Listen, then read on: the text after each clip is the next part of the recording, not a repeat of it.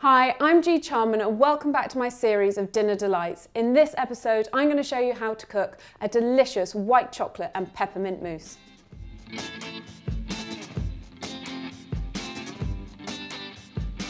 So in here I've got my white chocolate.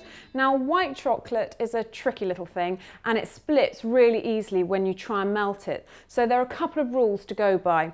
One, just a little bit of water in the bottom of the pan, and you don't want the bottom of the bowl touching the water. That's number one, and that's for any chocolate.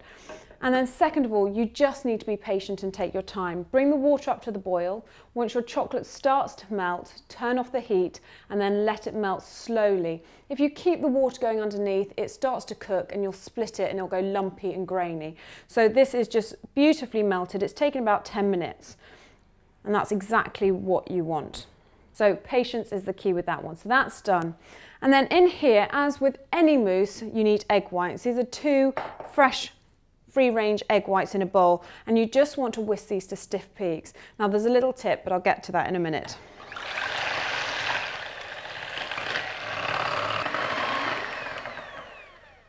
So people get a little bit frightened of whisking egg whites, and that's because you can take them too far. You want them at stiff peaks, but you don't want them to have gone what is known as dry, which is when you get that little bit of water in the bottom. You want to be able to turn the bowl upside down. But if they're not too fresh, there is a little bit of a cheat. You can add a little bit of sugar as if you're making meringues, and it just broadens that band between under whisked and over whisked. So I'm just going to add a little bit of sugar.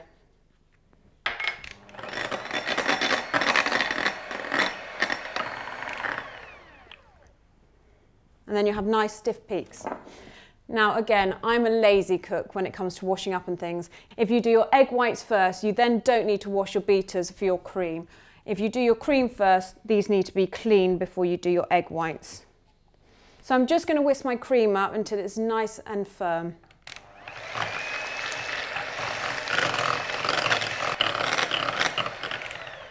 So you don't want your cream whisked up too much because it makes folding in the white chocolate really difficult. So you just want it nice and soft, not too over whisked. So I've got my cream whisked up and my eggs at stiff peaks, and my chocolate is beautifully melted and has cooled very slightly. If your chocolate's too hot, as soon as you put it into the cream, it will melt the cream back to a liquid. So you just want that to have cooled down to body temperature.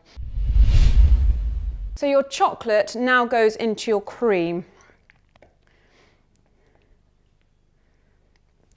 And then just fold them gently together.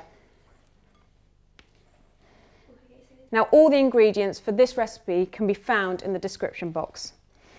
So once those are practically folded together, you can add your peppermint essence. If you add this to your chocolate too early, it will cause it to seize and split. So add it now.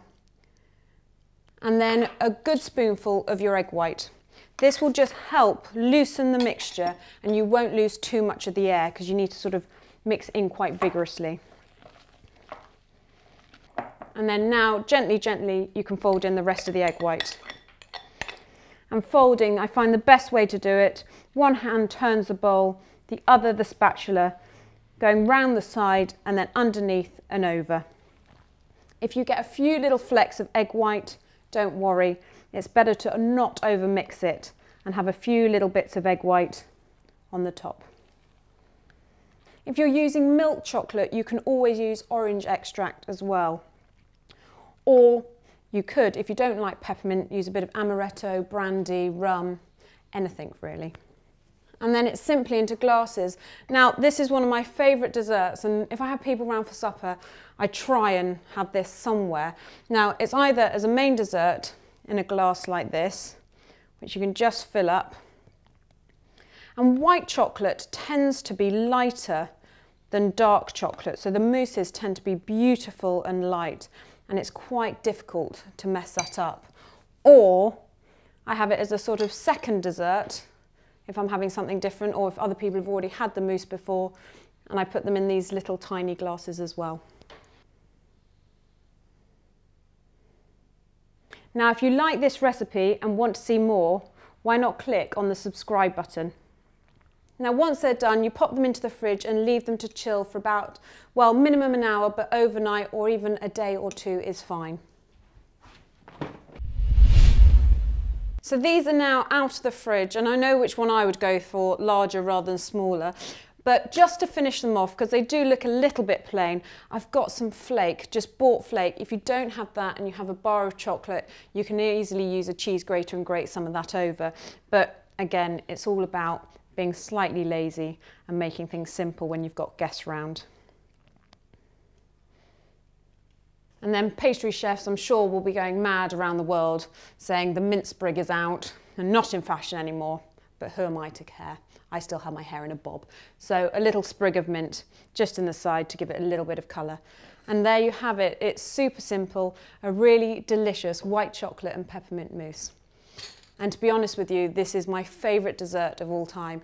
And because it's so simple, if I have a night in on my own and there's nothing sweet in the house, I generally always have the ingredients for this, and I'll just make up a pot and not even wait for it to set. And it is so light. I really hope you can join me for my next episode in my series of dinner delights.